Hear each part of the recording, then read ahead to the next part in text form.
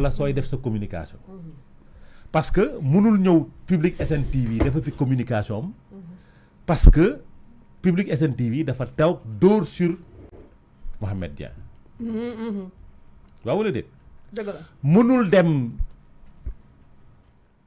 TFM parce que dañ naan TFM dafa contre pouvoir bi dafa contre Mohamed Dieng mënul dem Walf parce que dañ naan foofu dafa far mënul dem Sen TV parce que dañ daan naan day dem ci médium boo xam ne dañ naan dafa nekk à équidistance des deux camps dafay soxla communication sooy def communication nag da ngay soxla réceptacle mais sooy def communication da ngay fay comme ku koy def da ngay fay mu bu ko nit bañal kenn fii ku fi ñëw am temps d'antenne am communication booy def da ngay fay c'est ça la réalité sooy dem ci média di def communication da ngay fay parce que da ngay ñëw toog ñu tegal la nga wax li nga bëgg wax da ngay fay média boobu muy def communication boobu tamit da nga koy fay parce que ce qu'il a fait la dernière fois c'est de la communication il faisait une communication par rapport pour une personne muy Mohamed Dieng lim ci laax yooyu yëpp dëgg la soxlawuloon dëgg la bëggoon na parce que jamono jooju metti woon na trop ci Mohamed Dieng yaa ngi comprendre il fallait avoir une personne boo xamante ni sa crédibilité n'est pas en jeu entre guillemets moo tax ma ne la entre guillemets n'est pas en jeu pour mu ñëw toog waxal la parce que su la waa ji défendre nag nit ñi dinañ taxaw ne waaw parce que c'est des questions importantes de l'heure d'habitude ci lañ xamee woon ci lañ xamee woon comment il s'appelle Cheikh Yérim mu ci daan wax dañu joxe ay analyse mais cette fois-ci du analyse du dara c'était de la communication pour pur et dur pour setal une personne parce que jamono jooju tout le monde tirait sur lui communication boobu nag elle n'est pas gratuite pour celui qui tenait cette communication là elle n'est pas gratuite pour fi médium bi nga doon defee communication diffuseur bi mënul nekk ku nekk ci métier communication xam nga loolu ñi ko les profanes nag ñoo naan non dafa dem dañ ko invité émission non jàpp ma ni dañ ko invité ci plateau parce que ñun ñëpp xam nañ ni Sénégal seddul nous sommes pas en période d'hiver ba muy jàll col rond sol veste teg ko ci kawam daa nga comprendre Sénégal seddul jamono jii nekkuñu en période de froid parce que gis naa ci fan la Cheikh Yérim gisee sedd bay sol tenue boobu donc cela signifie que émission bi defeewuñu ko Sénégal fi ñu ko defee nag xaw ma. c'est que beaucoup de Sénégalais donc. waaw pensaient que l'émission c'était là. c'était pas au Sénégal. beaucoup de l'émission. waaw ba kii ne man damay ñibbi. voilà que Sénégalais solom bi. waaw lañ doog a xam ni le Sénégal l'émission ne s'est pas passée ici. donc une émission qui s'est pas passée au Sénégal. mais médium bi def déplacement fekk la fi nga ne. mais da nga koy fay. déplacé wul nii comme ça da nga koy fay soo ko fayee mu jël kaakaam dem mi ngi mel nii nga ñëw man may def meeting à Podor ma war a déplacé wu pour defal la live da nga may fay comme mu leer quoi da nga may fay ma présenté jël samay kaaka dem yóbbul la Public SN TV sooy Doudou Coulibaly sooy def meeting lii la sol donc ak benn veste wax na lii du Sénégal Sénégal seddul Moussa Sedd donc dañ ko fekki pour lan pour mu def pour mu am un temps de communication donc liñ ci dugg yëpp dañ ko ci laaxal waaw shawarma la yaa ngi comprendre du ma mere médium bi day liggéey ce temps yi dafa metti day liggéey et les temps sont durs dafa am personnel bu muy fay est-ce que tu comprends sooy def communication charge yi dafa énorme te ñun man sax dama doon ñaan yàlla communication boobu mu defee ko fii su boobaa du ma mer parce que dinaa fayee ko weer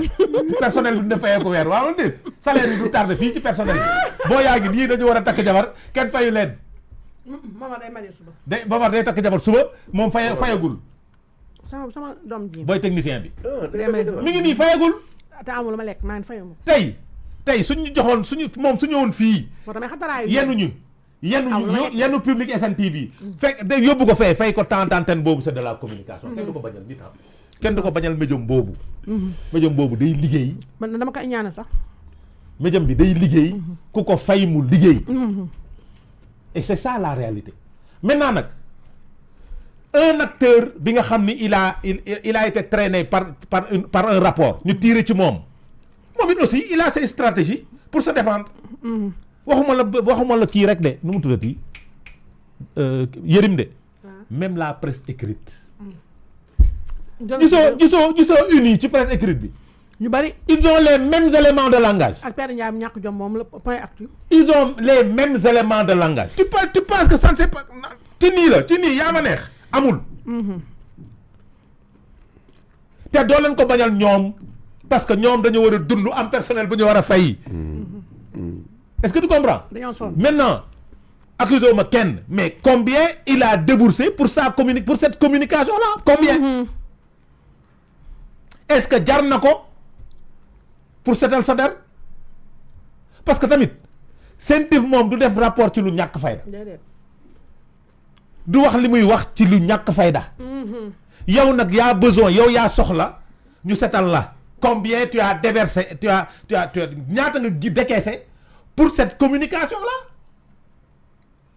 parce que presse bi aussi xëy ñu xëy nii rek bindan accusé wu ma kenn xëy ñu xëy nii rek bindan Yérim Seck génnul tëbul tëb rek génn déedéet jógewul Paris dem ba Dubaï toog tëbul tëb rek génn parce que Yérim n'est pas au Sénégal. Cheikh Yérim du dox ci Mali Faro.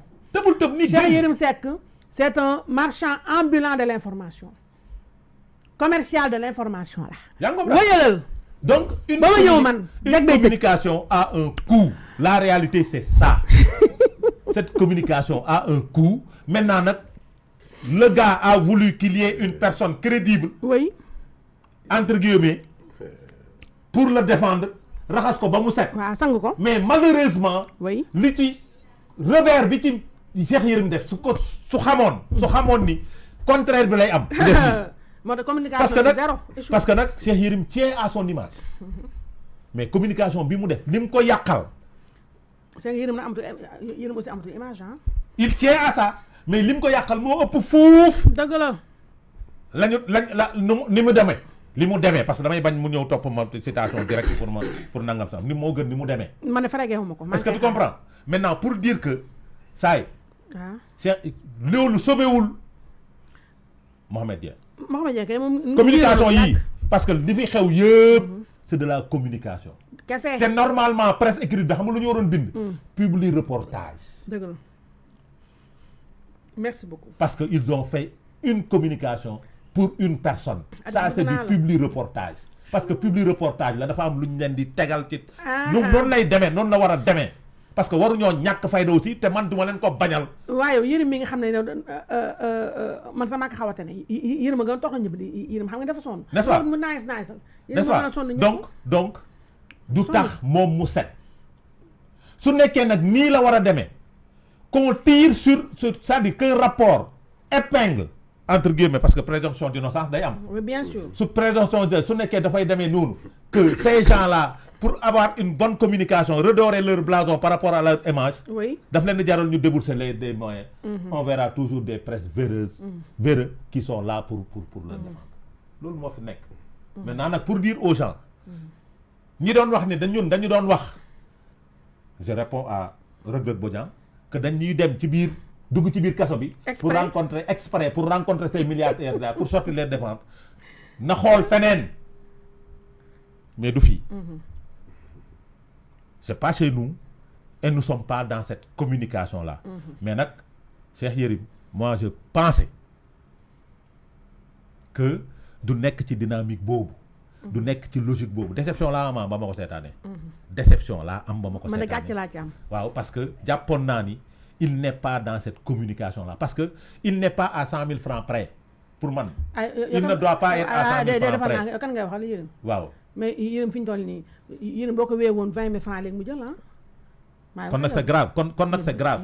kon Yérim boo ko laal 20 000 francs léegi mu naan. voilà kon c'est grave donc man xalaat boobu. parfois ñi tamit am.